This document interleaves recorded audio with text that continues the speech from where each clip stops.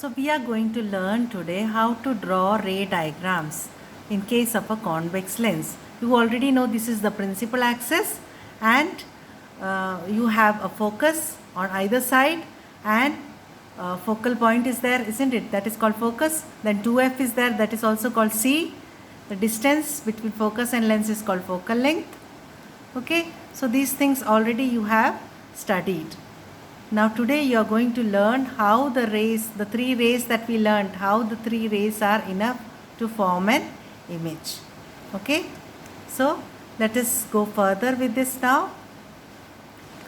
We are going to learn some positions. First position of the object that you have to place is beyond 2f, as shown in this diagram now, to beyond 2f. Okay, then next, which is the next position that where we will place? It is 2f. Then between f and 2f, then at f, and then between the focus and the lens. So these are the positions which you will use, okay, to draw the ray diagram. Then when you get the image, you have to say what is the location of the image, size of the image, how is it oriented, is it inverted or upright, and then type, whether it is a real image or a virtual image. So these things you have to write down after you write the image. Already you have done it with mirrors, so it is very clear to you. Now let us start with the first case. Here in this case, where is the object placed? It is placed beyond 2f. So here object distance is greater than 2f. Okay, so object is placed beyond 2f. Okay, that is this case. Now what we will do, we will take our three rays. The first ray that we learnt was, which was that, you remember? A ray which is parallel to the principal axis will pass through the focus. Okay, so see very carefully how we will get the rays and how we are going to get the image for this first case. Okay, so, and you remember what is the second ray? Goes through the optic center and goes straight. And third ray which we learnt passes through the focus and goes parallel to the principal axis. Okay, so let us start with this, the ray diagram, where you see here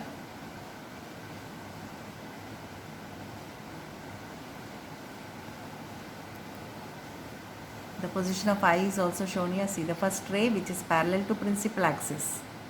Now how will it go?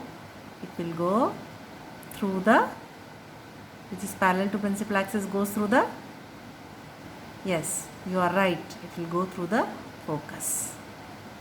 Okay, so it goes through the focus. So you have to put arrows also. So some arrows are missing here, you can put the arrows. Ray diagram without arrows does not carry any marks, so remember that.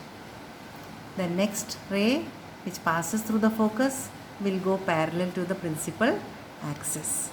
Okay, so this ray is passing through the focus, the second ray, so it will have to go parallel to the principal axis. Actually two rays are enough to draw an image, but then we are just showing you that the third ray also passes through the same point. Look here, the third one which is going through the optic center. Now where are they meeting? See, where is the image formed? Image is formed there between f and 2f. It is an inverted image, isn't it? And it is very diminished, small image. So the image is between f and 2f. Diminished means small in size, inverted and real. Why we are saying real image? Because the rays are actually meeting. They are not appearing as if they are meeting, but it is the rays are actually meeting. So real images are inverted also. So you see here, from the head of the pin you are getting the rays are meeting at this point where the head of the image is obtained. So this is how you have to draw the image for the position of the object beyond 2f. Is it clear? Okay, so we finish with this.